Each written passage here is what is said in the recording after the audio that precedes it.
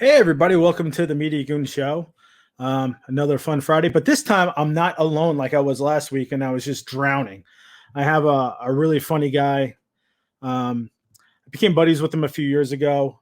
He's a retired independent wrestler. He's a food unboxer. He's become a darling of the Major Wrestling Figure podcast group. This guy is a hidden gem, and I wish he could do more. And I'm hoping that with all this YouTube stuff he's been doing and the groundswell he's getting behind him, that he does more. He's awesome. Let me bring in my buddy Joe, aka L Shoes. Yo, yo, yo.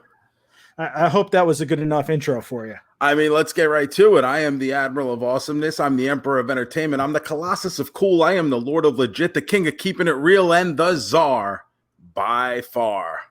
I'm the superstar. I'm Yokoshoena. I was thinking about that. Like, you could do so many different gimmicks with Shu that you could just throw in. I love it, and you can always keep it fresh. I love the fact that when you were, wrestling, that you had, 2 or 3 different gimmicks that you used. Yeah, I progressed a couple times. And it was great. And you filled in perfectly for it every single time. I loved it. I really got bummed that I never got to see you wrestle live, but I did watch a lot of YouTube stuff, and it was cool. Hopefully we might get like a one shot out of you, the one more match. Never know though, but you never know. I mean, I don't know if I'd classify myself as retired. I think you need to have some success to retire from when you do it. But I'm sure at some point there will be something where I'm like, all right, fine. I mean, a couple of weeks ago, they had the Major Wrestling Figure podcast had the FWF live show, which was a great swerve where we thought Yokoshoena was going to be involved in the match. Lights went out. Next thing we know, Yokoshoona's laid out. Laid out. It's funny because when I got the call to like the booking call, Matt and Brian called me. They were at Impact tapings. So they were together. They FaceTimed me. They're like, hey, we need you to keep this date open and come to New York to film this. And I was like, is this a rib? Like, are you guys, why would you book me for a wrestling show at this point in my life? And then they're like, no, it's going to be this whole thing. And I'm like, all right, cool. And then Nick Stapp, the abominable CPA, got in my head. He's like, dude, he's like, I think they changed it. I think you're going to have a real match. I was like, oh God, like, please, no. So I was just, listen, once I was there, I would have done whatever they wanted. If I would have had to wrestle a match, I would have found the way to get through it. But I was happy I didn't have to wrestle a real match at that point.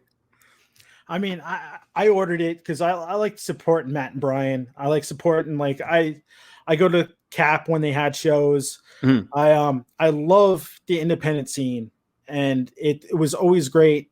And it's always great to see like the up and comers, like all the guys that are on AEW now. Yeah, that came through the Cap. For Cap, for people that know, is Create a Pro, which is Brian Myers, formerly Kurt Hawkins and Pat Buck's wrestling school with Wrestle Pro and Create a Pro in Jersey, right? Well, there's the Jersey school was like the Wrestle Pro Academy, and then Brian and Pat were partners in the Long Island school. So Brian's school is actually in Hicksville. So if you're looking to be a pro wrestler, why not learn from the dude who's been there and head over to Create a Pro? It's in Hicksville, 95 Engineers Drive. See, this guy is a professional. This is why I want to have him on more. So Joe's also a huge Mets fan. I just wanted to promo him as much as possible, so that way we bounce around. More about the inner workings of Shoes, and what he's been through. One day I was on Twitter, and I was trying to give away my Mets tickets. I just couldn't go the next day, and I said, anybody that follows me, hit me up, and you can have my tickets. Don't worry about them; they're free. I'll hand them off to you. Shoes hit me up. And I did. I met you at Dunkin' Donuts on Woodhaven Boulevard. Dunkin' Donuts on Woodhaven and Rockaway. And I thought it was just going to be a handoff. We ended up talking, what, half an hour, 45 minutes? Probably about that. Yeah. And then we found out we both went to the same high school. Yep. Of course, I'm older. But it was cool. It just shows you like with the Mets community, how it cross paths and you meet people that you don't know, otherwise. I think that's true in actually any fandom. Whether you're a Star Wars fan and you're hanging out at Star Wars message boards, or where you and I both see it now is if you're involved in the Major Wrestling Figure Podcast Patreon Facebook group, you see a lot of people who are from all over the country, but they had this shared similar interest, and now they're becoming friends through that. I mean, there's 3 guys in there who just started a podcast, which is basically a recap of the Major Wrestling Figure Podcast, but they had never met each other before, didn't know each other. They're all from different parts of the country, and they just started a podcast together, and they actually just got together for the first time in person, hung out for the weekend for the live show that they just had in Oshkosh, Wisconsin, that we were at a couple weeks ago. So seeing stuff like that is really cool, and like seeing it play out in front of you is fun. Yeah, that's like with the 7 line, when we travel all over the place with the QBC. I've met a lot of people through the QBC. A lot of my close friends now volunteer with us. Mm-hmm. So like I have my staff, just like how you guys are with the Major Wrestling Figure Podcast. You guys have all, got tighter and help each other out like crazy. And it's the same thing with the QBC. It's great like that you can find fellow fans and become, really good friends and family. And funny enough, I actually ran into one of the MWO guys last year at a flea market upstate. Really? Yeah, Husvar. Out of nowhere, I'm walking around with D-Hap. Dennis has a podcast. Mm-hmm. And as we're walking around, we run into Zombie Sailor, who's set up selling stuff. Okay. So the crazy thing is he went from selling stuff at the flea market to having his own figure line, which is crazy. What Zombie's done, like as an entrepreneur of vintage toys over the past couple of years, if you guys have followed him or know who he is, you can see him on Instagram at Zombie Sailor Toys, is just phenomenal. He's been unearthing rare vintage toys from all eras, like out of nowhere. And then he's built that into this thing now where he's got his own line of retro wrestling figures coming out, all completely licensed, of some of like the great superstars today and of yesteryear. And they look absolutely incredible. Yeah, I can't believe it. And, this is what we're talking about with the fandom and our friendships and supporting each other. If Zombie didn't find the Major Figure Wrestling Podcast and Brian and Matt, would he have that line? He would still have his vintage stuff where we sold, but I don't know. It's like with the 7 line, it just kept growing and growing because we became more and more friendly and more fan, like my wedding. Most of the guys that were in my bridal party as my groomsmen were from the 7 line. So it's just crazy that, from going from just a couple of people, hey, we're just going to hang out once in a while to being friends. Same thing like with you. We had a half an hour conversation over going out with going to a Mets game with tickets. And, we became friends, we don't get to hang out, but. No, I moved far away. You were smart. You got away from it really quick. I don't do winters anymore. Smart man. Anything under 70 degrees at this point, to me, I feel like I'm going to die. I do die a little bit on the inside, but physically, I feel like I'm actually in the process of doing it. Well, that's why when you said you got ribbed by going to Oshkosh on your way, like 100%. Nobody told me it was going to be cold. No, you know what the thing is? So like, I've lived in Florida now for basically the past 10 years. So when I hear springtime, I just figure it's springtime everywhere. So I get on a plane, I have my connecting flight in Detroit. I get off the plane in Detroit and I'm just like, oh God, why does this exist? This is not good. They just wanted to get back at you. They made me fly to New York to film FWF in February. So not only was it winter, but I had to go to New York, which I hate doing nowadays. So that was the ultimate rib. Do you know I actually contributed something to FWF? Yes, I do actually. I had gotten there the night before, so I went in to say hello as they were setting up. And Brian was like, "Hey, Mediagoon dropped this off." And I was like, "What do you do with it?" Like, I thought it was like some kind of GI Joe laser cannon thing. It was the Weather Dominator. I Yeah, heard like, it coming up, and I wanted there's you the to be mass cold. device. So I was just like, I don't even know what this is. And they're like, "Oh, it's a production crane thing." And I was like, "Oh, that makes a lot more sense than the Weather Dominator." Yeah, it's a jib arm I've had for years that I haven't used in a while, and I watch Creative Pro TV a lot, and I'm like, you know what? I think this could help them out. Just set their production values up a little more. And who would have known that it ended up on FWF working with that? So Yeah, I was just glad to help out with that. I just switched back to the Mets game and watching the Philly Fanatic, the old Philly Fanatic that they can't use anymore. yeah, I heard about that. Is a copyright or a trademark infringement or something? The rights of the original design reverted back to the original designers. Yeah, So that's they wild. That's crazy. Imagine like losing Mr. Met like that. I can't imagine that. Like at this point, remember like Mr. Met like just wasn't around for like years, And then they like, brought back Mr. Met 2.0. yeah, and then like all of a sudden he had this great renaissance, and he was like, "Hey guys, just been here the whole time. You just haven't seen me." With a family, Yeah, a wife. Oh, that was, I love. There's like that one picture that's always online where they've got like the 3 kids. I'm like, this is beautiful. This is the American dream.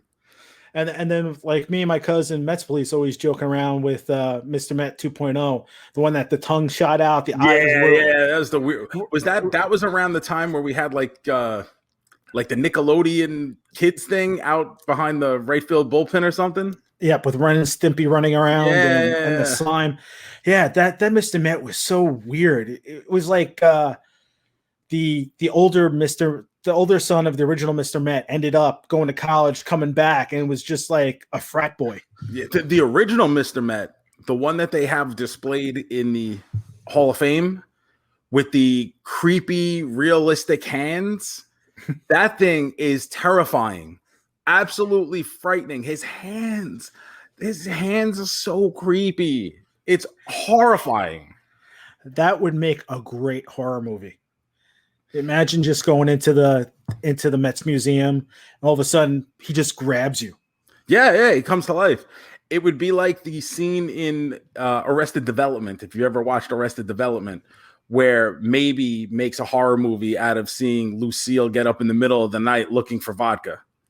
And they called, and it was the horror movie Gangy.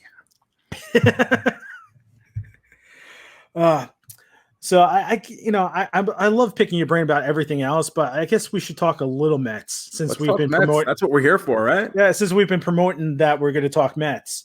What was the first memory you had of like either Shea Stadium or going to a Mets game or even watching the Mets?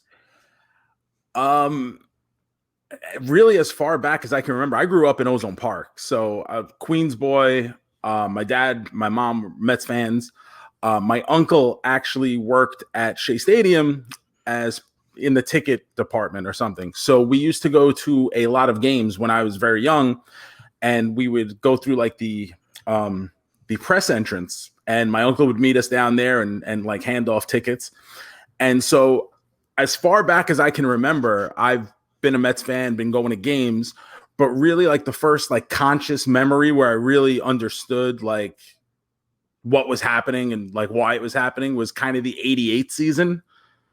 So I want to say I was at like the final game of the regular season that year. And I remember, I want to say it was the Phillies, but I could be wrong. But I remember at the end, the Mets won and a bunch of balloons came up out of center field. And I'm like, oh, whose birthday is it?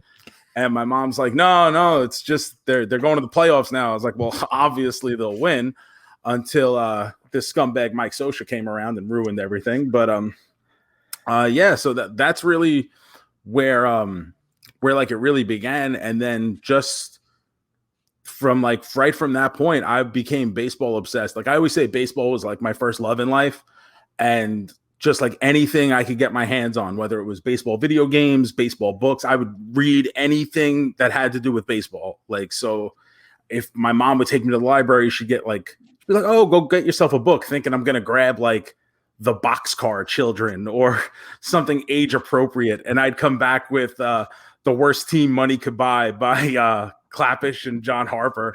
And I'd be like, oh, I got to read this book about how the Mets are awful, and Kevin Elster's banging groupies in the clubhouse while on the DL.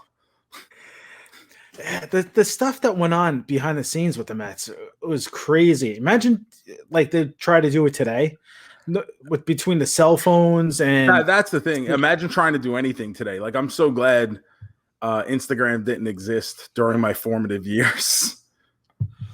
I mean, like when I went to high school, you were probably catching the tail end of this, maybe even like cell phones coming out. But I had a beeper.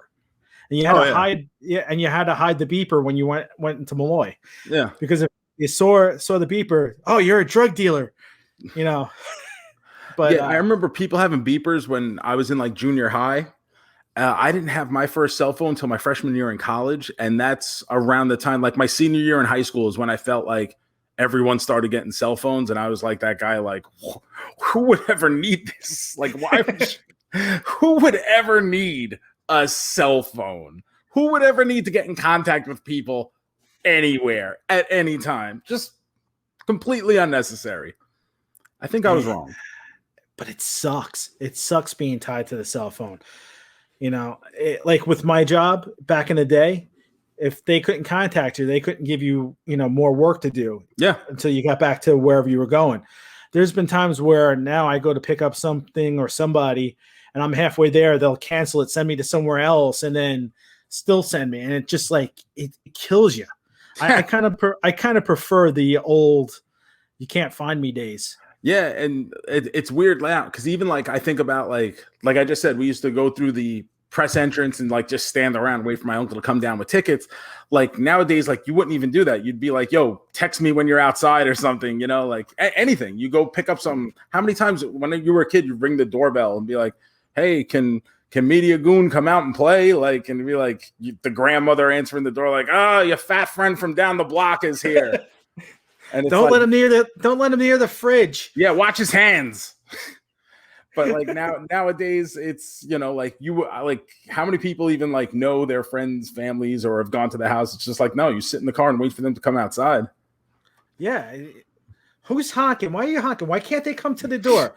Now you don't even have to do that. You just text, come out. I'm here. A good story about this, though. So I do remember this. This is like a clear as day memory. I was probably maybe like 5-ish at the time, and we were going to a Mets game, Mets Dodgers at Shea Stadium. Go in there to meet my uncle. He's going to give us some tickets. And it was always box seats, orange seats at Shea Stadium. We always got like these great, because the Mets never sold out. Like, not, like you used to be able to walk up anytime, any day, whatever. So we're standing there waiting for my uncle to come down with the tickets. And I look over, and like I said, I'm a little kid at this point. And I see this guy who I immediately recognize from TV. And I look at my dad and I go, and I'm way too loud as a young child. And I go, Dad, it's the Slim Fast guy. And there's Tommy Lasorda, like standing there, like in uniform. I don't know if he was leaving tickets for someone or whatever the case may be, but it was Tommy Lasorda right there. And he obviously hears me yell that he's the Slim Fast guy. So he like turns around, he's got this stern look on his face, and he comes like marching over to me. And my dad's like getting ready to, at this point, like my dad was used to apologizing for me. But my dad was like shaking in his space boots, because it's like, it's Tommy Lasorda, number one. And then like my family's Italian. So it's like the Italian thing on top of that. He's like, oh, this old Italian grandpa man is about to lay into me. And he like looks at my dad and he like crouches down so he can look right eye level at me. He goes, you're damn right, I'm the Slim Fast guy. And I made a lot of money being that guy.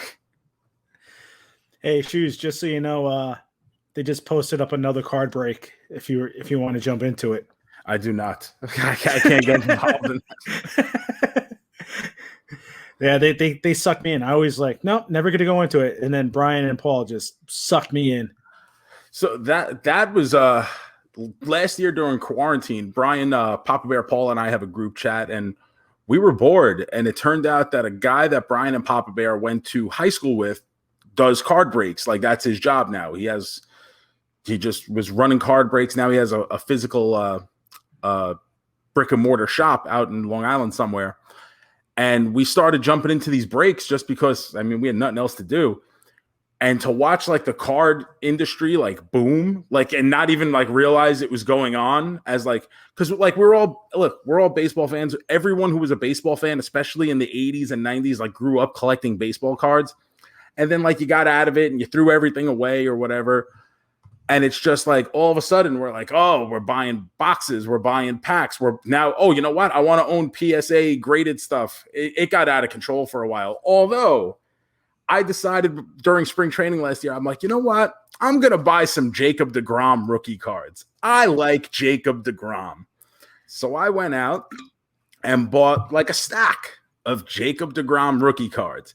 I've got a PSA 10. I've got BGS 9s. At some point I was getting like lots where I'd get like a couple PSA 9s for like $60. I think the most I paid for anything was like $50.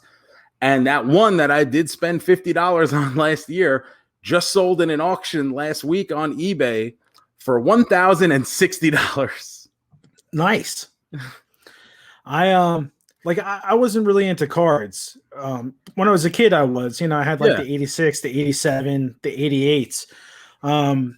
Who was your favorite card when you were a kid? Like the one player that you always wanted from the Mets? Well, my favorite player as a kid was Greg Jeffries. That was my guy. And for whatever reason, it seems like a lot of people around my age also had Greg Jeffries as their favorite. I had this conversation with Sal Licata through Twitter recently, and he was like, yo, Greg Jeffries was my dude too. And I was like, that's so weird and interesting, but like, it's like, he's such an obscure guy. I mean, he had all the hype. He was the big time prospect, but he, at the major league level, he really never put it together. I mean, he did have that run at the end of the 88 season where he looked legit, and 89, he was good. And you're like, okay, 90 should be the breakout, but like it never happened, not until he left the Mets anyway. But for as far as like the card I always wanted, it wasn't even really a Met. The card I always wanted, when I got really into collecting cards, for my birthday one year, my aunt bought me a subscription to the Beckett baseball card monthly magazine, the price guide. And I'd always look, and I always thought error cards were so cool.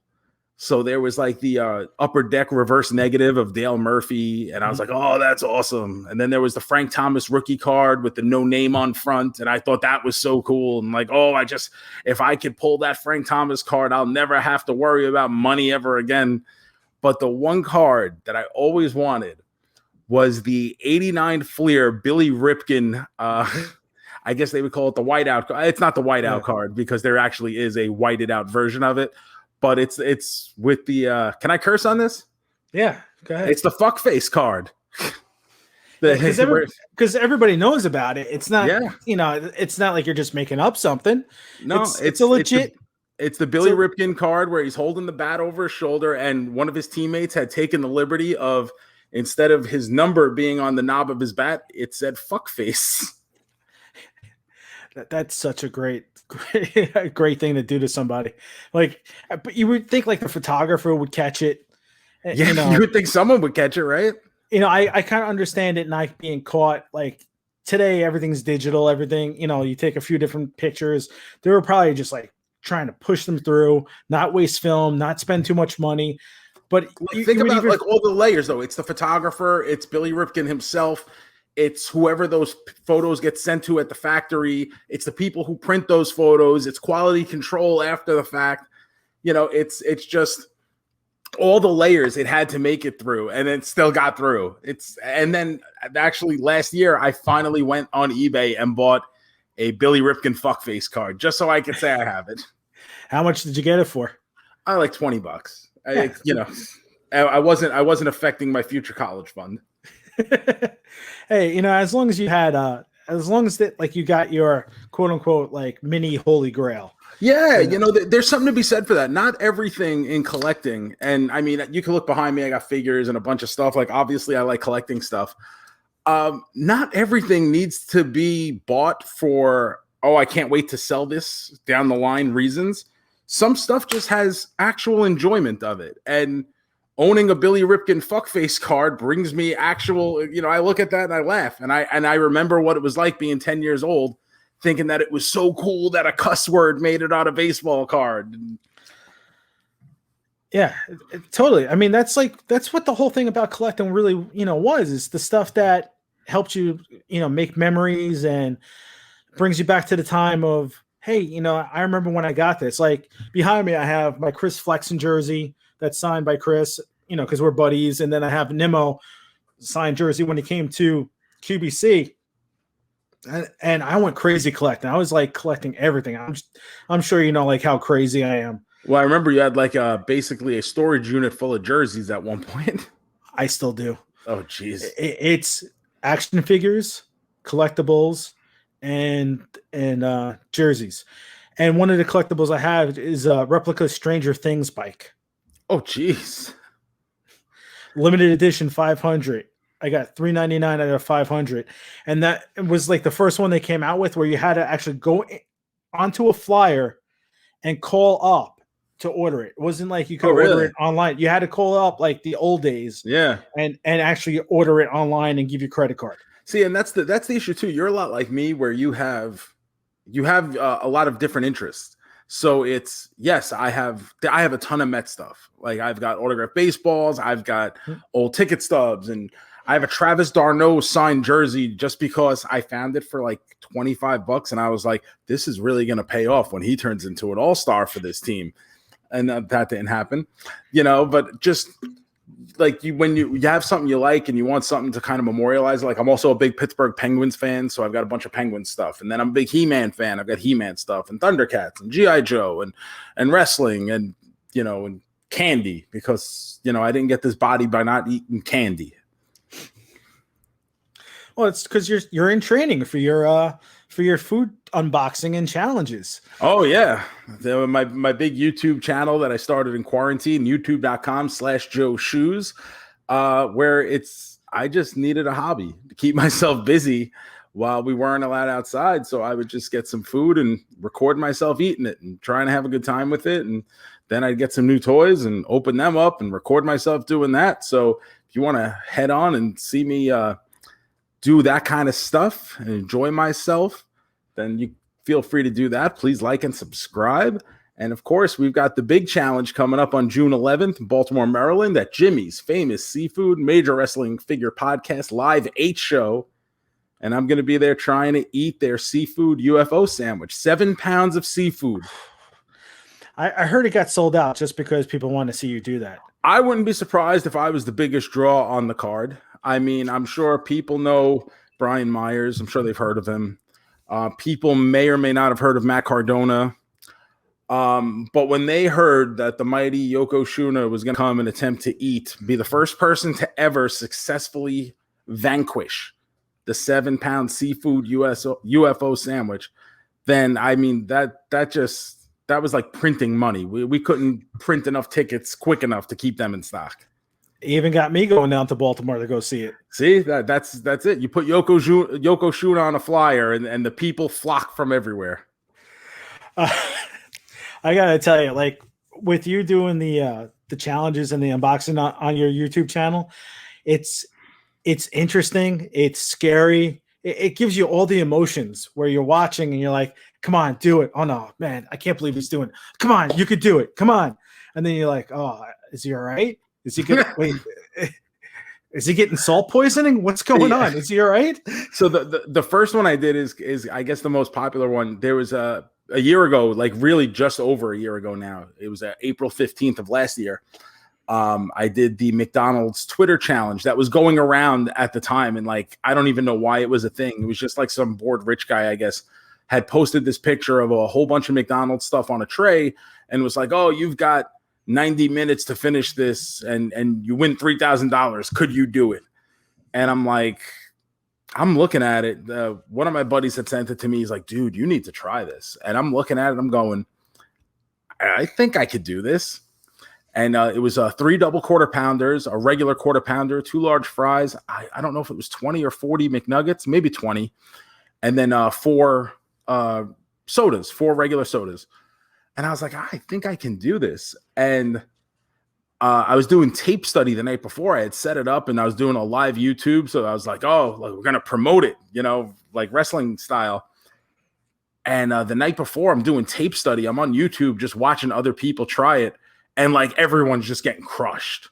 Like all these people thought they were going to like stroll right through it. And they just weren't even close, weren't even remotely on track to get it done.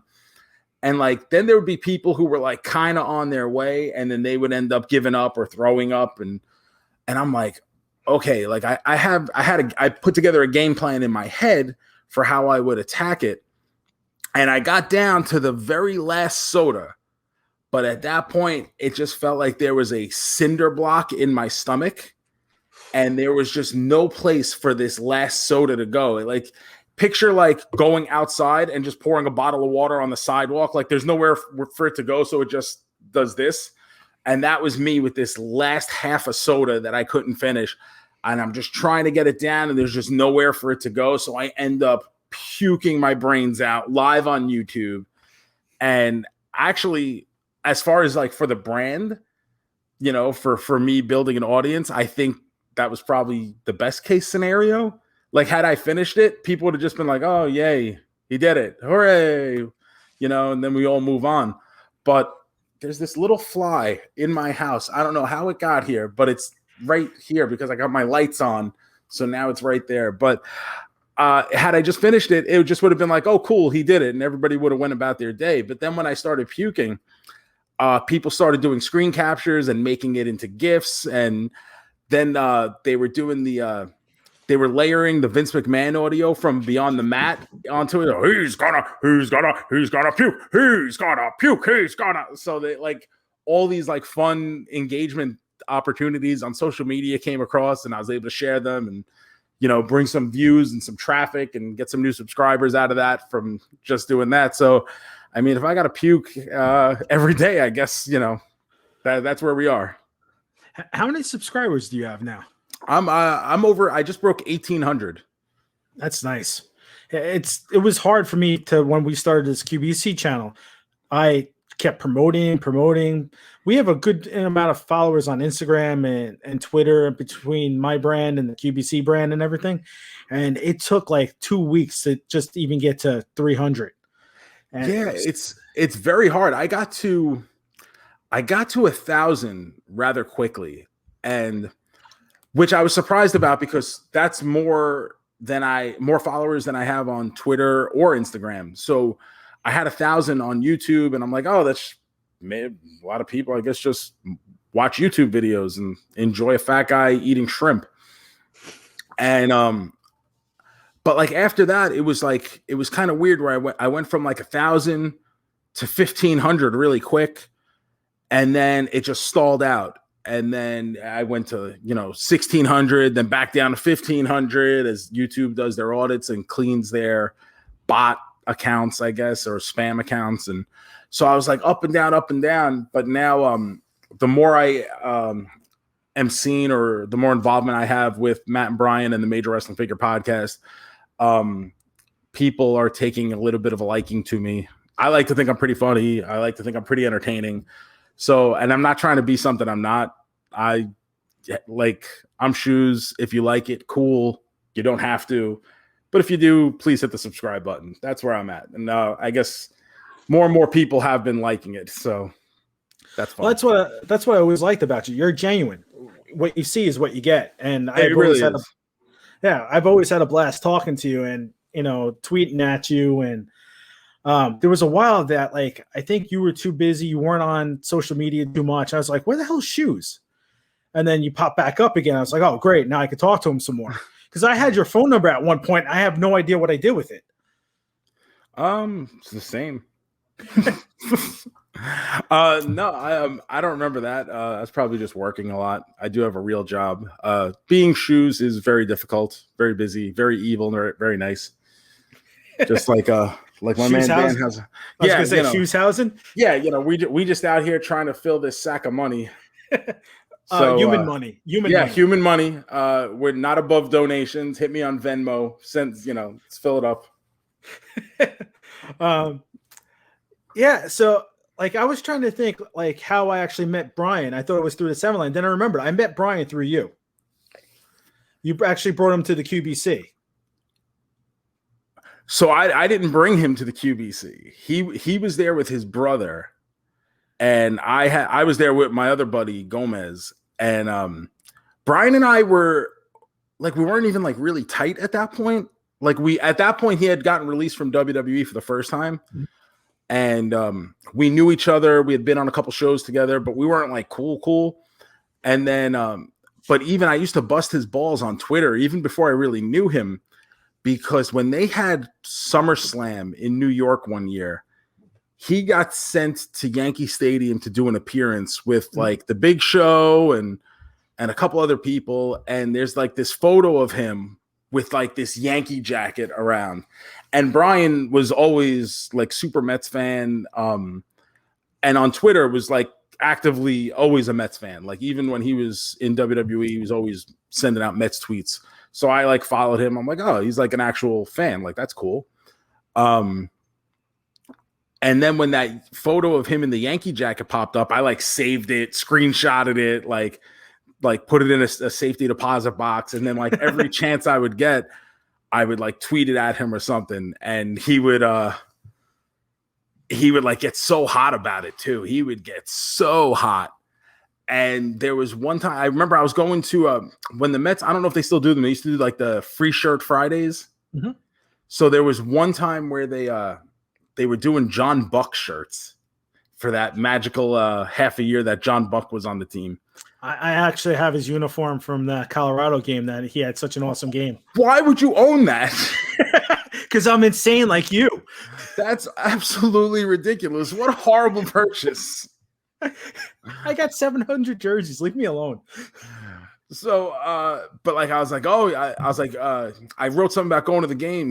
I was like, oh, free shirt Friday, blah, blah, blah. And he's like, oh, what is it tonight? And I was like, oh, it's a John Buck shirt, so you could wear it under your Yankee jacket.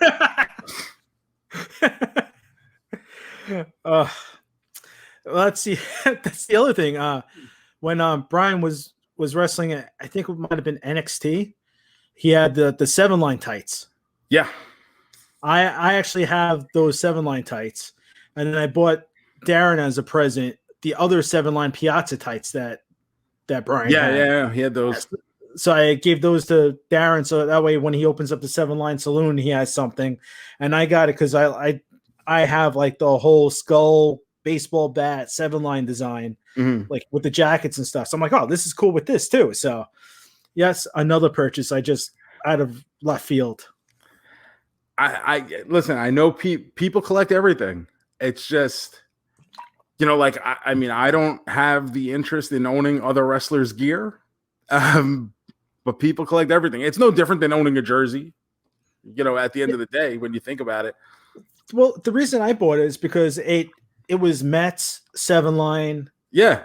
Brian, it just hit all the boxes. Yeah. Yeah. So it was just something cool to have. And then, becoming buddies with Brian made it even like cooler. So like the Chris Flexen jersey, being buddies with him, I have that. So, and we hang out when he's around. So it's like another thing that, all right, cool. I got his jersey. I hang out with him. He's pitching tonight for the Mariners. He's doing pretty good so far this season. He's doing phenomenally. He did great in the KBO too.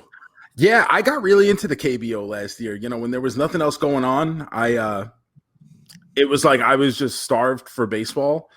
So I would watch it every day. I'd go on and like I wouldn't watch it live because I wasn't waking up that early, but I would go back and watch it on demand, whatever that day's game was. I became a diehard NC Dinos fan.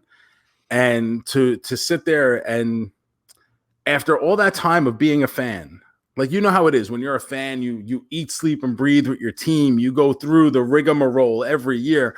And to be a lifelong NC Dinos fan like I was, and then win the Korean championship and that giant Legend of Zelda sword at the end. Like this was all I ever wanted in life. This was it. This was the apex of my sports fandom, was seeing my team, the NC Dinos, win a giant sword on a pitching mound. I was very upset that my team, the Doosan Bears, didn't win. you know, it was great to see Chris pitch so well for them, but I was very upset that they didn't win it. But it was great seeing the Legend of Zelda sword get pulled out. Like all of it, and you know, like as an American fan who I will openly admit, like I'm not paying attention to the KBO under normal circumstances. I'm not paying attention to Nippon in Japan. I'm like, it's hard enough watching 162 games of your actual team. And just like all of a sudden at the end, they bring out this giant sword and I'm like, wait 1 second. You're telling me that the trophy for this league is a giant sword? Like even the ESPN announcers had no clue what was going on. Supposedly that wasn't the real trophy though. There was like a real trophy. There is like a real trophy that actually looks like a trophy. This was because it was something with the owner, like owned some other company where the logo is like a sword or something. So they just unsheathed this massive sword before they even got like the real trophy out there. And then like the team gathered around it and held it up because they had the power. And now they were the holders of the secrets of Castle Grayskull. That was awesome. I couldn't believe it. You know, I saw that live too. For some reason I was up to watch it. So is this your buddy Gomez that you were talking about? Yeah, that's him. Hey, yeah, Gomez. He said, yeah, baby, we had a good time. Yes. And you know, back then when we were just starting the QBC, it was cool to have guys like you around because you had the you know, the Mets fandom and the fun, and you even got into the dating game. We had the 7 Lion QBC dating game. The very first, I want to say that was the first QBC. I think so. They're all like merged together. Yeah, I think that was the first one. So that would have been like 2014. 14. Yeah. So that was 2014. And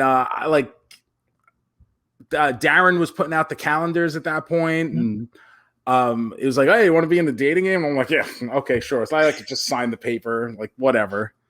And I actually got called for it. And I had nothing to do with that at all. Oh, what a rib. I didn't know it was fixed. Oh yeah. I wanted somebody that had some personality that I knew could handle having questions up there. So I'm the professor of personality. I went up there and I just had a good time with it. Like, you know, it was what it was. I didn't win. I thought I should have won. I thought my answers were the best. Oh, we want to talk about the answers? I actually have the video. That's right. You do have the video. That's yes. I sent it to you and Brian, but I have it queued up right here. Oh, let's see it. And Joe, we can actually talk about it. Got a title page too. I'm for people who third bachelor. Okay, I'm sorry, bachelor degrees. I'm Joe from Ozone Park. I'm a professional wrestler. If you could dress up as any MLB mascot, which one would it be and why? So going to go with Mr. Met because we are at a Mets convention. And I feel like that's a safe route to getting home tonight. 100%. Also because I have a giant ego that would fit inside that giant baseball. Perfect. Okay, question number 2. If I called you at 4 a.m. and I've invited you to attend a Come As You Are party, what would you look like when you arrive? Listen, I'm not coming as I am. It takes a lot of time putting this together. So, we're going to wait for me, honey.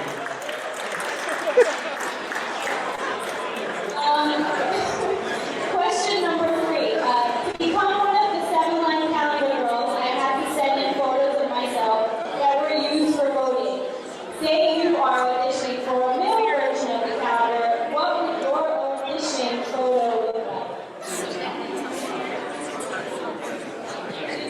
For me, I'm in a fireplace on a Mr. Met skin carpet, laid out, chest hair ablaze, wine, maybe some cheese. And there's probably going to be a blue and orange t-shirt. But you know, that can come and go, depending on how much wine I have. I think those are great answers. They were awesome, and that's why I think you should have won. I definitely got hosed, but like you said, this was all a work, right? It was set up that I was in it to begin with, and I was hoping that you were going to win. So I figured you had the most personality. I could have found love. Who knows? You would still be in New York, though. I love love, and it's a shame that my shot at love was just poured out on the floor right in front of me. Well, maybe we'll do it again at a QBC. You never know. But I've been sitting on that video for years. I didn't know it existed until it was probably about a year ago that you sent it to Brian and I. And I guess Brian saw the message first. He was like, shoot. And he's like texting me like rapidly. And I was like, oh, dip. Like, this is stupendous. Because like I said, I didn't know there was a video of it. So I had never seen it or since then. It was just something I did. And I went home alone. But nobody holding my hand. Nobody stroking my ego. Just all alone. You went alone to your fireplace with your Mr. Metzkin rug. With my Mr. Metzkin rug. And what was weird is that Mr. Met was at the QVC that day too. Yeah, I would have skinned him right there, just to show her how serious I was about winning her heart. I might have done it already. Oh no! Why would you do such a thing? Don't worry, it's the first Mr. Met with the creepy hands. If it's the creepy one, that's fine. As long as you bury those hands very far away and do not microwave them, so it doesn't become like that Idle Hands movie. I don't know if anybody actually remembers that movie. That was great. I think someone does because you just mentioned it. Besides you and me. Yeah. It's a phenomenal movie. No, Idle Hands is one of the first movies I associate with being on DVD. It was like in that era where we still had VHS, but Blockbuster would have like one rack of DVDs, and it was like Idle Hands and what was the other one? Oh, The Matrix. Like those are like the that's what in my head are the first DVDs. And just like the first Blu-rays, what was Avatar, right? I think it was like that makes sense.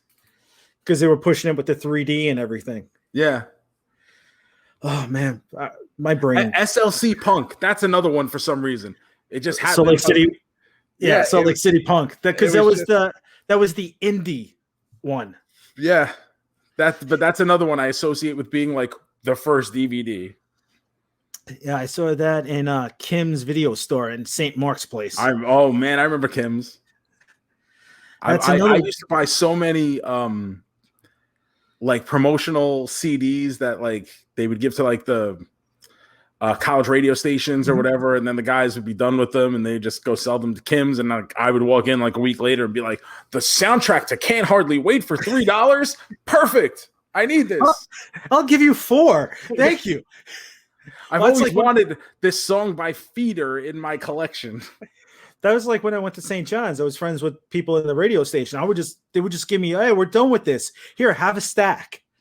Yeah, one of my buddies actually ran the radio station at Queens College for a while, and we would get they'd hook him up with like tickets to live shows and all these CDs.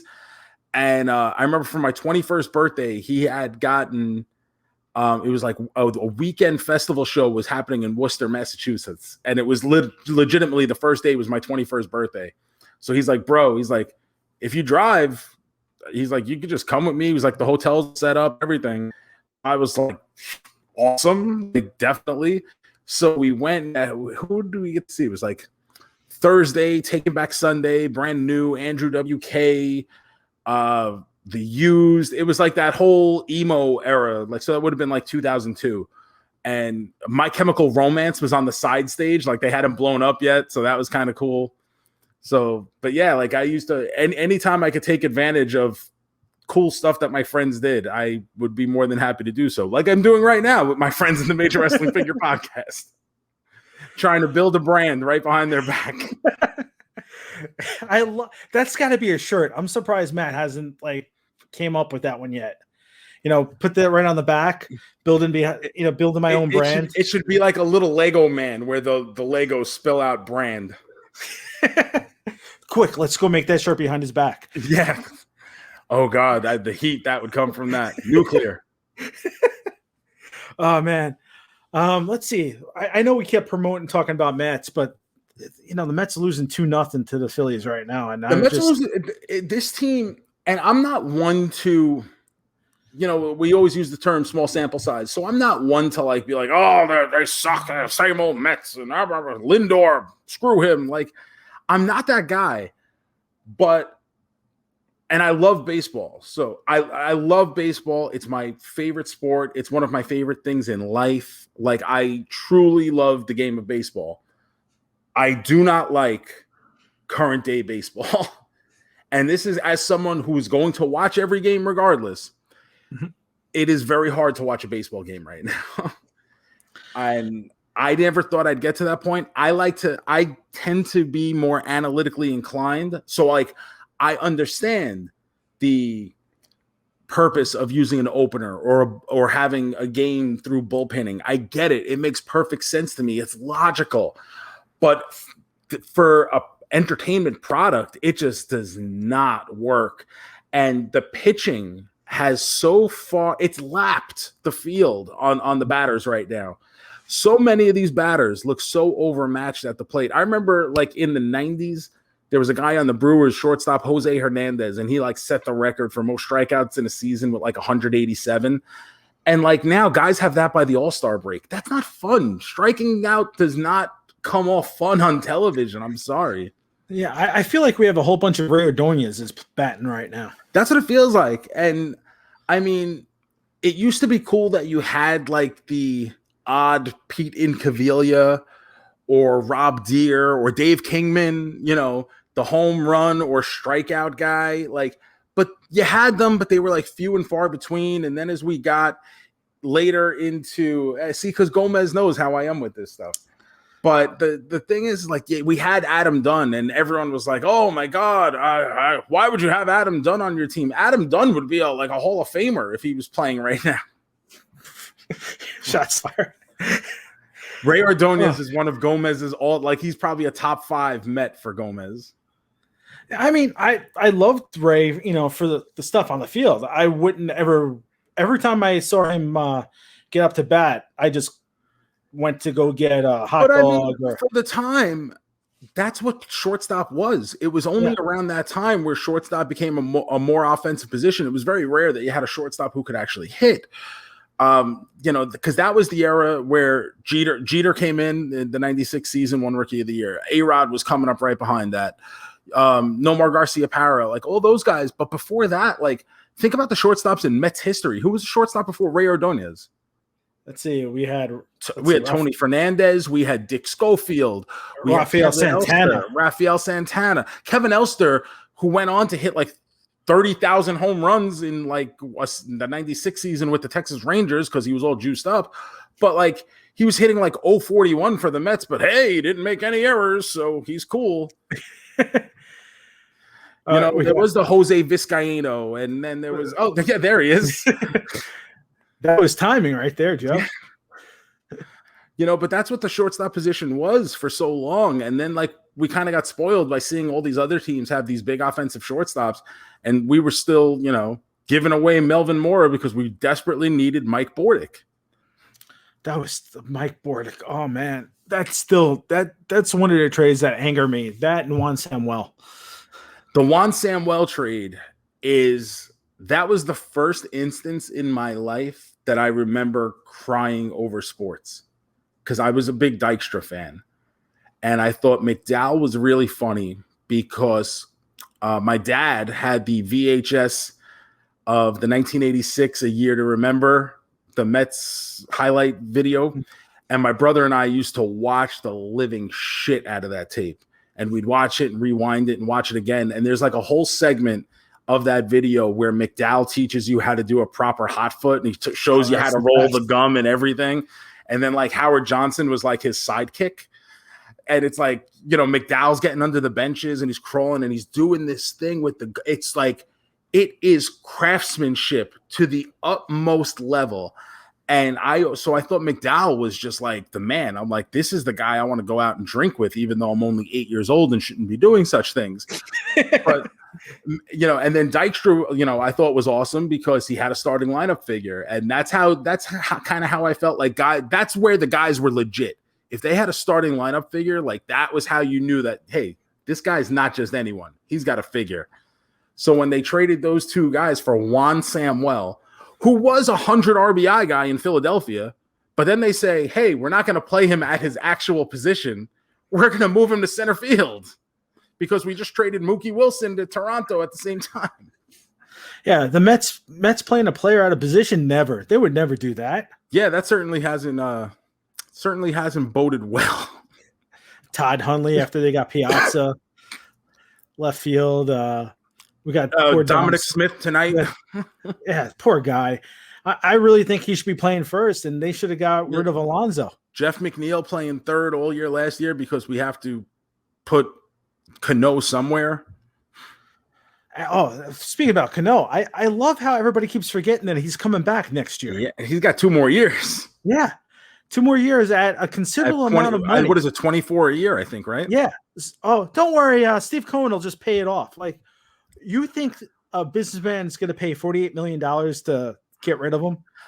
Honestly, I think in this case, having Cano come back hamstrings your roster in so many things, hamstring this roster right now. The fact that we didn't get a DH this year, absolutely. I don't know if there's any team in the league that hurts more than the Mets, because that was the ready-made solution for everything. We get the DH, Cano suspended for the year. We move Alonso to DH, Dom Smith to first base, Nimmo to left field, and then we go out and sign someone who can really actually play center field like Jackie Bradley Jr. Boom. So many problems solved with one little issue. And the fact that we did not get this, especially after having the DH last year, how do you not bring it back this year? And this is why I hate the owners. I hate the owners. And I'm not a union worker. I wish I was, but anyone who ever sides with the owners is a buffoon. You're a moron. I hate you all. Never side with the owners ever. Don't do it. Don't do it. There is not a clause in his contract that can be voided for his suspension. In fact, there is probably very graphic language in his contract that says it cannot be voided for the suspension, just as there was in Jason Giambi's contract with the Yankees. Remember when they tried terminating his deal, and there was very specific language in there stating that they could not do it in the case of steroids. I don't know. I kind of feel like I should be giving Joe his own show on this channel. We call it the shoe store. Come on in. We're always open. I like it. So, Joe, if you want a show, you got it. Just so you know. I mean, I could, when you're passionate about something, it's very easy to get animated about it. And I try not to be the hot take guy. I'm not just the guy who says anything for the sake of just saying something ridiculous and then having a bunch of people fire off hate tweets. It's not really my thing. But it's just, you look at some of these things, how were we not able to come to a decision for the good of the game? And listen, I'm as much of a traditionalist as National League fan as anyone. I did not want the DH for the longest time. I like the strategy and the tactics that go into having to put a double switch, but the rest of the game around it is so damn boring that if Michael Conforto is going to hit 060, I definitely don't want to see Marcus Stroman hit 020. Yeah, I totally agree with you. And the funny thing, when you say hot take, I hate hearing hot take. That's one of my pet peeves. Everybody uses, we want to hear my take. You want to hear? No, I don't want to hear your take. If I wanted to hear your take, I would, ask for it, but I really don't want to hear a take. Yeah. Just so you know, my buddy Graphics Joker, I don't know if I was going to say, I recognize that name. So I recognize him from Twitter. Yeah. So Graphics Joker says he was thinking the same, that you should have your own show on here. And then he also says you have a great toy collection behind you. Oh, well, thank you very much. This is my pride and joy right now. I was a big He-Man fan as a kid. As far back as I can remember, He-Man was a thing, and I was into it. And probably about 2 years ago, I started collecting vintage He-Man stuff again. My big piece, my holy grail, is the Eternia right here. This is only one part of it. the actual playset itself has 3 towers, which I do have.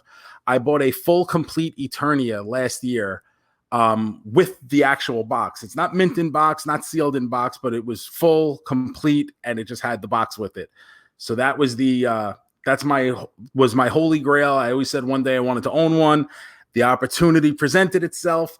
And let me tell you, you have never been as terrified or as scared of anything in your life as I was when my thumb was hovering above that button on PayPal to hit send money now. And I was like, oh, do it. Don't do it. Do it. Don't do it. And oh my God, I had like the Michael J. Fox Parkinson's going on. And finally it was just like, boom. Okay, we did it. Oh God. Well, I almost sold you the He-Man 20Xs. Yeah. Well, you had the classics, right?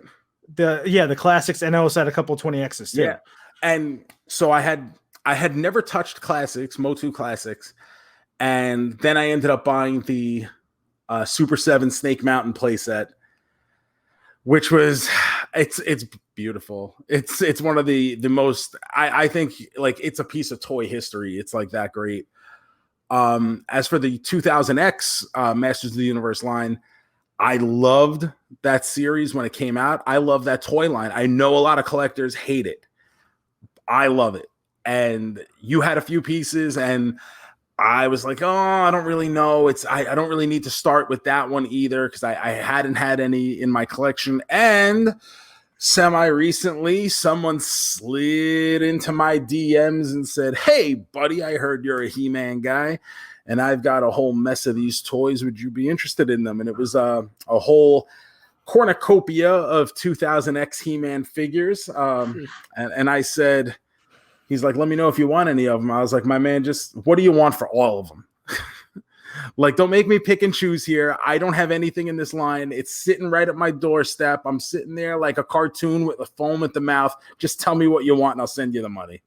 So I've breached my way through the 2000X now. So now that's becoming a thing.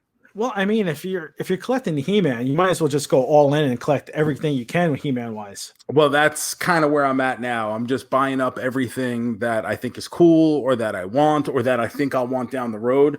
Even right now, Mattel has a line out called Masters of the WWE Universe, where it's like a mashup line between wrestlers and He-Man characters. They'll dress up wrestlers as He-Man characters. And it was a line that I definitely was not interested in at the beginning at all. But I was still buying it because I figured it was going to be a FOMO thing for me down the line. Yeah, there's the Dragon Blaster Ricky Steamboat. Yep. And then I figured it was going to be a FOMO thing for me down the line. Yep. HWO, Horde World Order, Macho Man Savage. So that would be wave 5, I believe. There's also the Becky Lynch's Tila. And the fourth one is Hot Rod. Yes. Battle Armor Roddy Piper.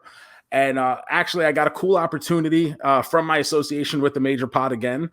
Smart Mark Sterling actually reached out to me and said, hey, we're going to have Robert Rudman from Mattel on a live Twitch stream to do an unboxing of these. You're like our He-Man guy. Would you want to be involved in this? And I was like, oh, like, yes. Like, someone like me doesn't often get the opportunity to... I've done a lot of really cool stuff in my life, but to get the opportunity to someone who is like, I call Robert now, and he's become somewhat friendly with me, and we chat. But like, to get that opportunity to be able to reach out to someone who is a legitimate frontline caretaker of one of my biggest fandoms and just talk about it is absolutely awesome. Dom Smith with an RBI single there. Let's do the hand thing. Yep, here we go. So that's, it's a really cool opportunity for me. You can actually see we have done 2 of these videos now for Wave 5 and Wave 6. Wave 6 was Eva Lynn, Stephanie McMahon. Ram Man is Goldberg. Ultimate Warrior is King Grayskull. So those are both up on youtube.com/Major Pod Network if you're interested in checking those out. They're a lot of fun. They're about an hour long each. And Robert is a very old school Mattel fan, He-Man fan as well as working for Mattel.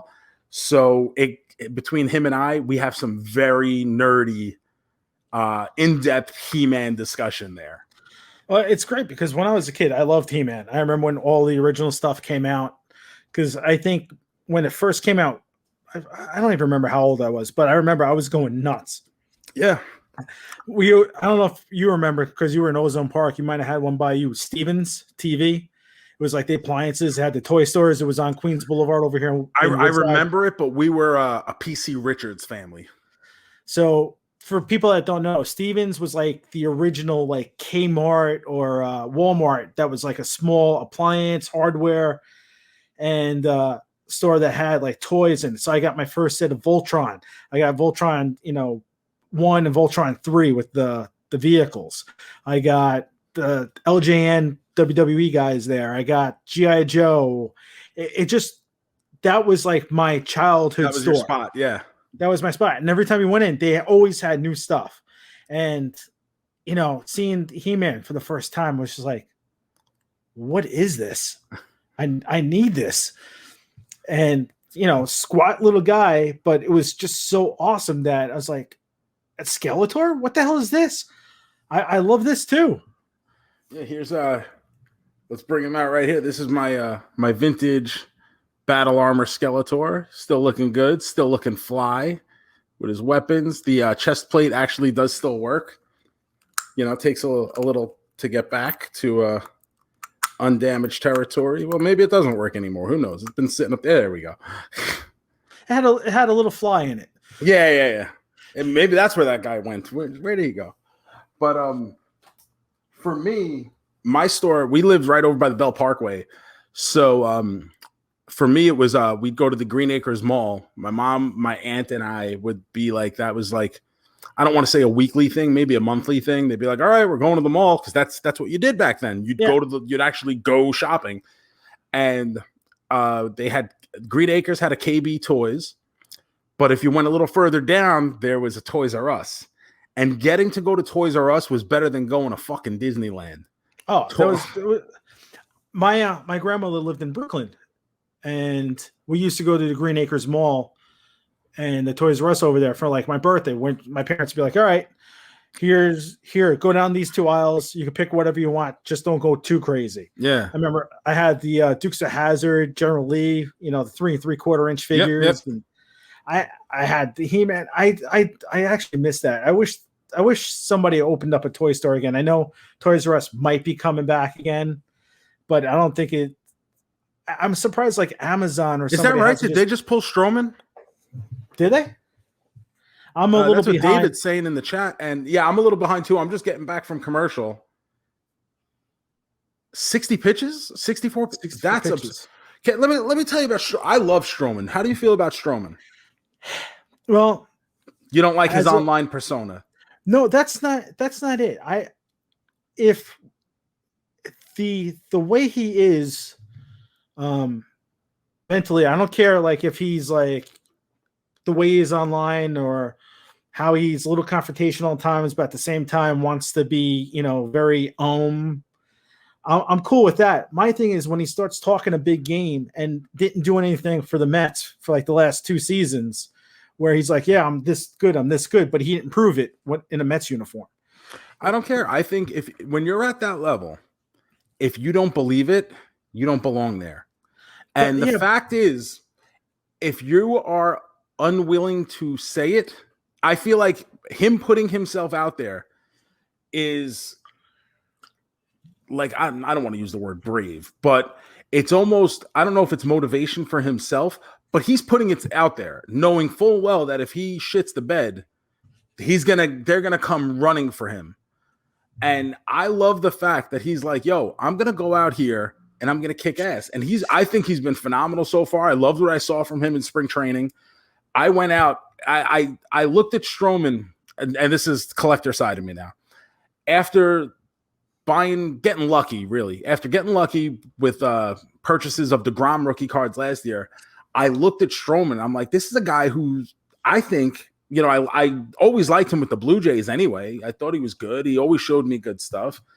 I feel like he's an easy guy to root for. He's a Long Island guy. He's like that undersized underdog guy. I went out and bought like 100 Strowman rookie cards during spring training this year. Like I've got autographs. I've got PSA slabbed. a 6 in a row. That's and you're pulling him at 64 pitches. Like, what are we doing? Now, did they pull him And the Phillies have nobody in this lineup tonight. Like, this is unbelievable. Gregorius is out, Harper's out, Real Muto's out. Like, who are they playing? Pat Burrell? Givner, is there a reason why they pulled him? Was it just because of the pitches? We'll see what Dave says. He's pretty good with that. But getting back to him, I'm like the fact that he was talking without backing it up. I was like, yeah. But once he started backing it up, I'm like, all right, you can talk as much as you want now. I love when a professional athlete is going to go. I mean, it's so how easy is it to sit there and say nothing? You know, it's very easy to be in that position and whatever, you get paid well, and I don't hold that against them. They bring in a lot of money, but it's very easy to just say there and everyone's stumped on it. Unbelievable. All right. Thanks for that insight, Gare. It's Derek Jeter was in the league 20 years, did 3 interviews every night, never said a damn thing. So I appreciate when an athlete's going to put himself out there and knowing full well that, like I said, if things don't go well, he's going to have to get the heat for it, whether that's online or, from the media or whoever. I mean, not everyone can handle that. Look at Josh Tolley, what was on Twitter for 11 minutes before he had enough of it. Yeah. I mean, like I said, I'm for all, the swagger, the grand, being grandiose, believing in yourself. There was a disconnect with him. I don't know, because maybe I didn't feel like he wasn't in the Mets uniform enough, enough. Yeah, that's like one of those, are you a real Met things? And it wasn't even a real Met thing. It was that he didn't endear himself to me. Like, you know what I'm saying? It's like, it was just something that I get it. But at the same time, once you put on my shirt, you're my guy. That's it. Unless like don't bring me who do I hate? Chipper Jones. Like, don't bring me Chipper Jones, and I'm not gonna like. Here's the best example: Tom Glavine. No, I love Bryce Harper. Tom Glavine. When they signed Tom Glavine, number one, I wanted to go and hate this man every day. I hate you, Tom Glavine. Number two, I was terrified that Tom Glavine was going to be the person to throw the first no-hitter in team history. And he had a couple instances where he would get to like the 7th, and I'd be like, please, God, somebody get a fucking hit here, because there is no way in hell that I want to go to my grave knowing that fucking Brave threw a no-hitter from my team. Like, how fucking dare you, Tom Glavine? The ball's on you to think you can walk into my house on my pitching mound and throw a no-hitter for my team? Fuck you, Tom Glavine.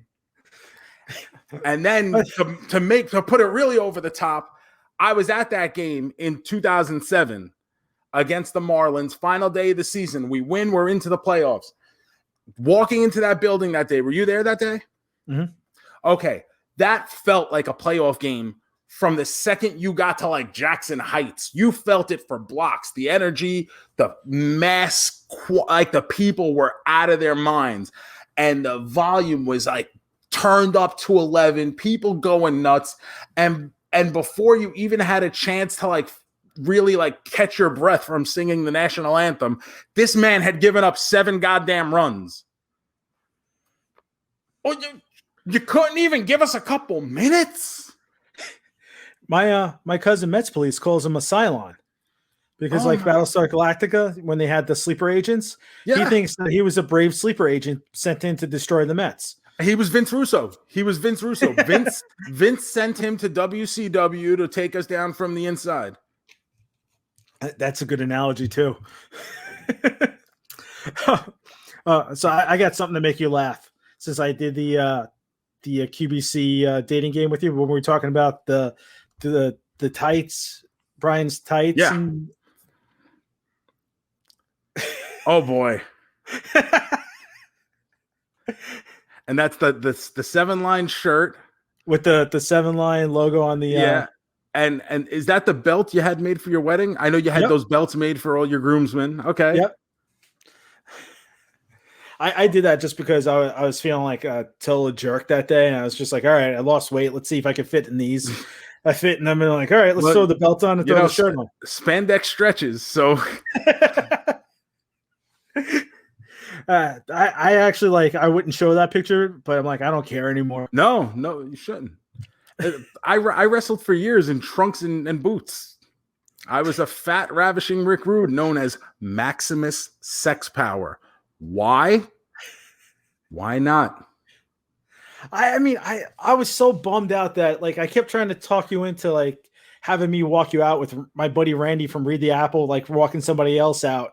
What happened to him? I used to love the Read the Apple Twitter account. That was like one of my, because he would put up like some of these like wild, I think my favorite meme that he ever put up, and this is going back, so I wanna hope it's still him. But he did like the Mets as the Stonecutters from The Simpsons. And it was him and my cousin.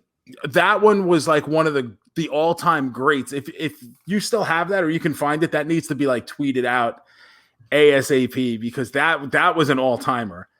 Like I'm not like overly active in the whole Mets Twitter game. Like I'm there and I'm tweeting, but like I don't get too involved like some of the other people, but I'm always lurking, watching, judging, look at the baby.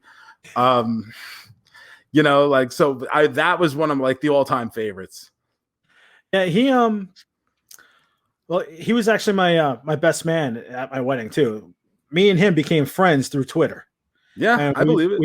We became really close, and you know, he's my best friend, and he's like you. Like I can make a reference, you'll get it. I can make the most obscure reference, he'll get it. So it's great. And the funny thing is now, readtheapple.com is an education site. Really? He never re-upped it, and somebody just grabbed it and became an education site. Hey, now I applaud him for his work in educating the future of Mets fans. Yeah, it's just don't teach them about Tom fucking Glavine. We're not having that. Fuck him. You know what? I'll see if he still has it, and I'll just tell him to send it to me, because he even changed his name on Twitter. He's not Read the Apple anymore. Yeah, like he just kind of disappeared. Like he was all over. I used to be so entertained by his tweets. He was like one of my favorite accounts. Yeah, we would be up to like 3:00 in the morning, just like riffing on stuff. And the fact that he's the one that designed the Party City deck. Oh, really? Yeah, even though the Mets said he didn't, he was the one that did. And one of the Mets executives that's no longer there, she gave us a wink and a nod when he goes, "That you guys just took my design." She's like, "No." Shocking. And just like I moved I photoshopped the apple, the original home run apple, from underneath where the bullpen is to where it is now. And I was like, "You guys took that from me too, right?" No. That wasn't so. 2009, this stadium opens up. What a colossal collection of just gross incompetence and mistakes that building was at opening. Yeah, like was there nobody with even the slightest bit of common sense working for that team that said, "Guys, just gonna throw this out there. Maybe no." Yeah, well, me and my cousin were on them all the time. The fact all the time. That's really around the time I heard about Mets Police, was probably around that time. Because he was just taking them to task for like everything. And it like he was right. Like especially like, and that's how I always know I'm getting older, because I find myself agreeing more and more with at Mets Police. Like that's how you know that the aging curve has started to hit. But especially at that time, everything he said was dead on. Like I hated the black jerseys, you know. Yeah, like, people, and like I understand the nostalgia of the black jerseys, but people still it's generational. I get it from that perspective. And you know, the same thing is, you know, my brother is 3 years younger than me. He was a Ninja Turtles fan. I was a He-Man fan. I like Ninja Turtles, but it wasn't my thing. he likes the black jerseys. It's just not my thing. Yeah. And David just said something in the chat now. Nothing against Jackie Robinson. 100%. As far as I'm concerned, that's the Butch Husky Rotunda. Yep. That's what I call it every time I walk in. So I'm throwing up a picture right now. This is one of the things that was so horrible about the Mets and the Wilpons. They actually got this wrong. Hold on, let me see. The Mets are out there win 8-5. First baseman Keith Hernandez and Sid Fernandez. Did Sid win that game? Nope. Was it McDowell, right? Yeah, so they got their own history wrong. Oh, perfect. And I've actually been this I got published in the Wall Street Journal. So this was like the first time this is when I was with Mets Police, and it was like one of our first big things. And we're like, you guys can't even get this right. You had this done. Who proofread this? You don't. Oh, you put it in a museum now after a whole season. It was just run so poorly, and the stuff that they did was just ridiculous. I mean, even the Mo Vaughn Rotunda, the Ron Hodges Rotunda. Hey, listen, I'm always going to say it's the Butch Husky Rotunda. One of these days, those awesome spring training starts are going to carry over to the regular season, and Butch Husky's going to hit 45 home runs and knock in 130. And he'll have, for you stat heads out there, he'll have a OPS plus of like, I don't know, 220. 220. All those different stats I don't even bother with. I just can't. I got too much in my head to begin with. I think it offers it's a good way of simplifying ways to make comparisons across eras, which is very helpful. It doesn't tell you the whole story, but it helps make it more straightforward. So you can compare something like Jacob deGrom ERA plus. Basically, an average pitcher has an ERA plus of 100. So if this guy has an ERA plus of 150, he's about 50% better than your average pitcher. It's very easy to follow when you think of it just like that. When deGrom's up there and now his ERA plus before his last start, I'm sure it's not as high now, but it's still relatively high. It's probably in the 700s right now.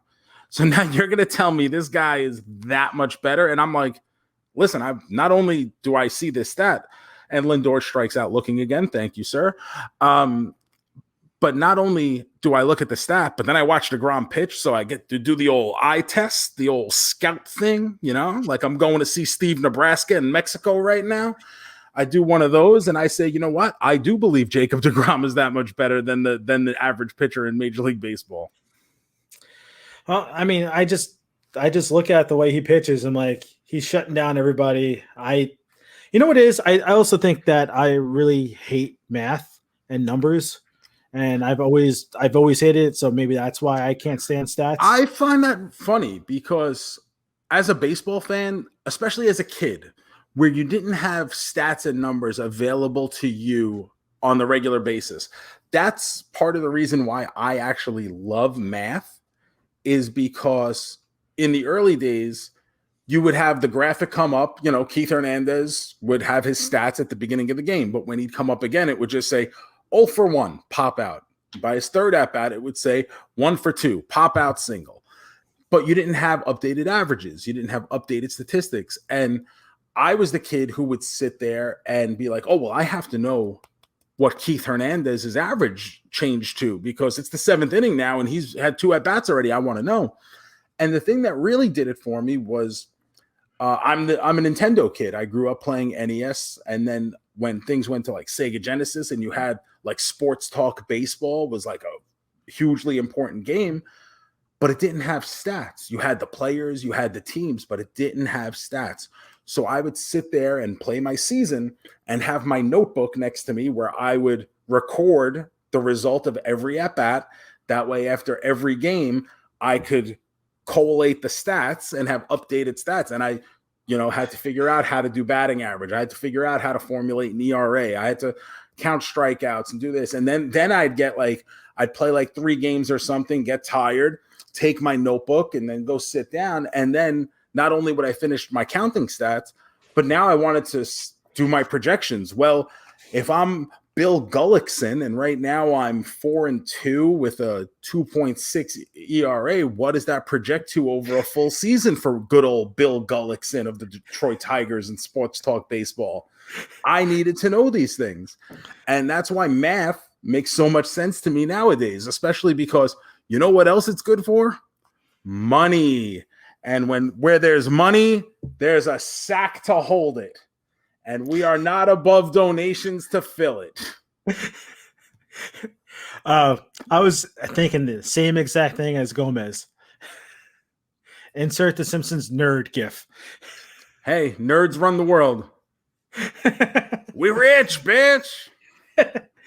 Yeah, I just when there's like stats and numbers, I just glaze over. That's why with the QBC, Dan does all the paperwork behind the scenes, and I do all the production stuff. Well, I mean, that's a case whenever you're involved in any kind of venture with other people, you try to play to everyone's strengths. Everyone's got something they're better at than someone else. And no matter what you think you're the best at, there's always someone better. But you try to play to everyone. And that goes with like anything. When you're on a team, obviously, if you're a better first baseman than me, I'm not going to stick you in left field unless I'm the Mets, of course. You see, you didn't know I was going that way, but I sprung it on you. That was a good one. They don't call me the Raja of references for nothing, my man. Man, yeah, I got to think of the King of Katchphrases. I mean, I'm like more like the corporal of catchphrases, the wizard of words, the Lothario of lyrics. These are all things that people call me out on the streets. But I've seen it. Yeah. Hey, I'm big on the streets, over on the streets. Did I ever tell you what when I was working on Gotham a couple of seasons ago, I ran into a PA, and he had to get into the van with me because another PA walked into a jib arm, kind of like the thing at FWF, and he ended up cutting himself. So we're on Staten Island. I had to take him to a hospital. So I turn around to the kid and I go, you shouldn't just be juicing yourself to impress the ladies. So the second PA turns around and he goes, "Did you just say juicing yourself?" I was like, "Yeah." He goes, "You're a wrestling fan?" I'm like, "Yeah." He goes, "Oh, I used to be a wrestler." I'm looking at him. I'm like, "Oh my God, you're the big boss man." Wow, you lost a lot of weight. But actually, he did lose a lot of weight. It was DJ Fat Pat. Oh, really? Yeah. So I turn around to him. I'm looking at him like, DJ Fat Pat. And I said it to him. He goes, "Holy, you really do know who I am." I'm like, "Yeah." I'm like, you dropped like 2 other DJ Fat Pats, but yeah, you're DJ Fat Pat. And he's like, I can't believe that you know who I was. I'm like, "I saw you wrestling in my parish center, a couple of years ago. And then I think you might have even been at the QBC one year." Huh. He goes, "Yeah, I did come." I was like, small world, just like how we were saying before. Yeah, Pat actually did. If you ordered the FWF show that we did on April 8th, it released, there also was a documentary attached to that if you bought a certain level, where it was like a behind the scenes, like making of documentary. And that was filmed entirely by DJ Fat Pat. Pat, I love Pat. Me and him, like, we're always texting. He's always asking me stuff that I know in production, and then I hit him up about stuff in production. But it was just ridiculous. Like, it was such a small world. Then I text Brian. I'm like, "Brian, so Fat Pat's telling me that, he doesn't believe that I know you." He goes, "Hold on a second." And then he texts Pat. And he's like, "Hey, Pat, I know Keith." And he's like, how is this possible? It is a small world. And like I said, when you have so many things that kind of intersect, like wrestling, and wrestling's its own little niche. Baseball now has become a niche as opposed to when we were kids and baseball was like everywhere. When you have that crossover between niches, and then obviously working in film, and that's now you've really whittled down the amount of people who check all the boxes there. Yeah, it's crazy. And I forgot that I even had this when we were just talking about the different price levels. I think I got the best signature on that. The mighty Yokoshoena, I think, is the number one, like, best aesthetically pleasing signature. Yeah, I think yours is the greatest, one of the greatest. The worst has to be Stang. I think the worst is Nick Stapp. Did he sign it as Nick Stapp or did he sign that's it as his Nick Stapp signature. Oh, I you know what? It's so horrible. I didn't even notice it. Yeah. Yeah, I think, that's the Nick Stapp signature. It just looks like two W's. I think the best one to me is Kinnick, because Kinnick has this thing. I don't know if he's just overly caffeinated 24/7, but he shakes. So they make the joke that he's like one of the old WCW vibrating figures from San Francisco toy makers. But when he was signing the things, his hand was so I stood next to him and videotaped him signing the things, and I looked at Brian. I go, "Yo, each and every one of these is a 101 with Kinnick's signature." He was tweeting to Padour on Twitter the other night when they were talking about, like, if you had an autobiography, what would it be? And I forgot what Kinnick said. I go, I can't believe you didn't go Kinnick, shaken, not stirred. He's a legend, that guy. Number one, such a good dude, and number two, he's almost like the mafia guy you go to whenever you need anything. It's like, yo, can we get this? Oh, Kinnick can do it. Oh, can we get this? Kinnick can do it. And he always comes through. He's like batting 1,000. Like, he's just unbelievable with, like, the amount of stuff thrown at him. And he's just like, oh, yeah, I could do it. And then he just turns around and does it. Like, and it ain't no thing. He's like, I got a guy. Don't worry about it. Yeah. Every time. And he always does. That's like, I'll get a text every now and then from Brian. Hey, I need something Mets related. Can you find it? I'm like, it's going to take me a little time, but I got it. Like, he was looking for a Cologne jersey. For the longest time. So what I did was I found a Cologne jersey in Europe. Actually, it was a blank jersey in Europe from that year with the Mr. Met patch and everything. Oh, okay. I got it shipped over here. It was like $60, but it was a legit real one that somebody had in Europe. Then I went over to Stitches and they put Cologne on it for me for free. So I was like, here you go. Authentic jersey, $50. I remember Brian used to walk around, and I almost feel bad for picking on him for this because it was a gift from his wife. But at the same time, the knockoff jersey, the knockoff Joe McEwing jersey, I saw it. Horrible. I gave him a Joe McEwing jersey. I had one in my storage locker. I'm like, dude, I'm sending it to you. Just take it. I know it's not the right number, but just take it. Yeah, he's all about that Joe McEwing 47. Yeah. And then we actually and had then you know why you had to change it? Because scumbag Tom Glavine came to town. It all goes back to Glavine. Son of a bitch.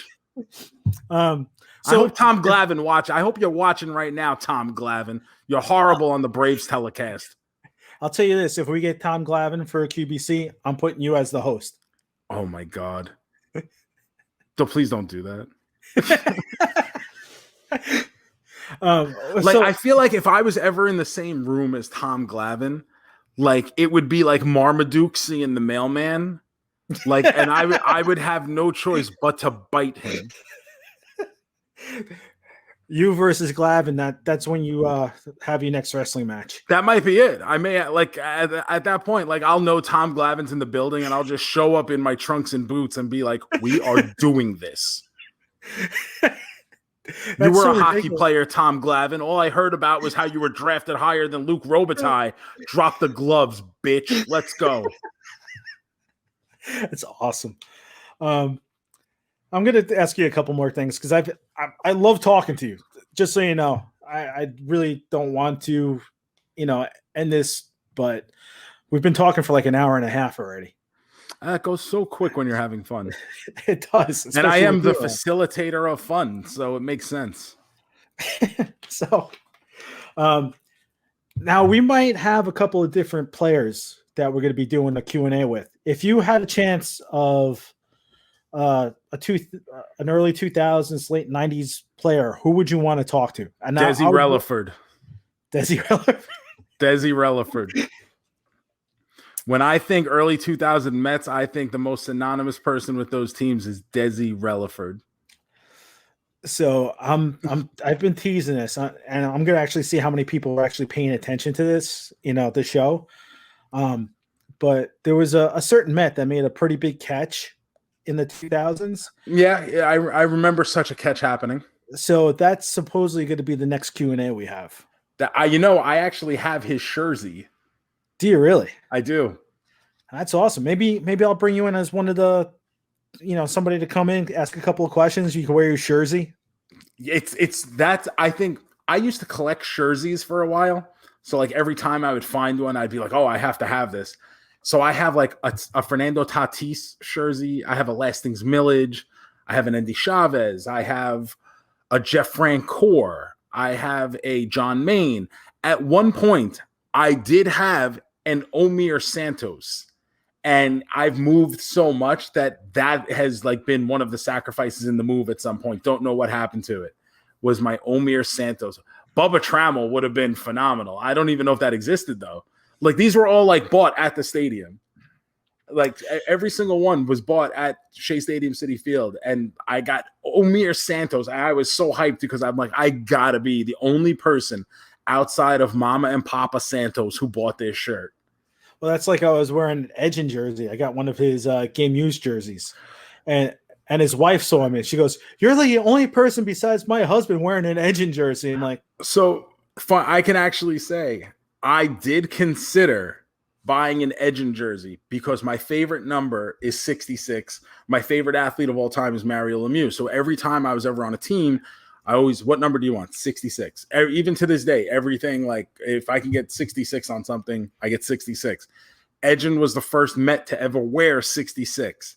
So I was like, I feel like I may need a Josh Edgin jersey at some point. And then I was like, I cannot possibly justify this. But there was a man across Queens who apparently did justify buying a Josh Edgin jersey. Well, it was cheaper than if I went out and got an authentic jersey. So the game used jersey was cheaper than going out to get a new authentic jersey. I believe it. So that's why I bought it, because I wanted the patch that was on it. What patch was it? I don't remember. I got so much shit. That is a phenomenal. I was in San Diego a couple years ago, met dude wearing a Jose Lobaton jersey. I had to approach the guy, became friends with him. Turns out what David actually left out, because he must have ran out of space there, was that it actually was Jose Lobaton. And his family. Yeah. Well, I take a shot. I wish I had a Mike Baxter jersey, same high school as both me and Mediagoon. So, like, obviously, I was all in on backs. I did buy the 7-line shirt that they put out, though, where it was like Pride of Whitestone, Baxter 23. So I had that shirt. I was actually at the no-hitter. This is a great story. I know we're trying to wrap up here, but this is for I don't know how many people are watching this, but you're about to get a hell of a story. That whole week, I went to every game of that homestand. And the day Santana was pitching against the Cardinals, I think we had played the Phillies right before that. And there had been a rain delay, and I ended up sitting in the Caesars Club for 2 hours, and Jeremy Hefner hit a home run and all this. And I was like, the Santana day was dreary. I'm like, oh, it's going to pour. I'm not going to go. It was the one game of the homestand I didn't go to. And I am super overly, enormously superstitious. And I've wanted a Met no-hitter. The only thing that would have surpassed a Met no-hitter for me would be winning another World Series, because I was not old enough at the time to appreciate 86. So I still feel like I've never had my World Series. So as this game is going on, I'm watching Santana pitch, and you see the pitch counts going up, and you're like, oh, there's no way. There's no way they're going to let him continue along this path. Then it gets to the 4th inning, and the 5th inning. Now it gets to the 6th inning, and I'm like, okay, well, I can't get out of my chair now. And I'm like strict about this. I can't get out of my chair. So I'm like sitting there, 7th inning. And now I got to whiz horribly because I just been crushing Pabst Blue Ribbons all night. That now I got to take a massive whiz, but I refuse to get up because I am not going to be responsible for ruining this no-hitter.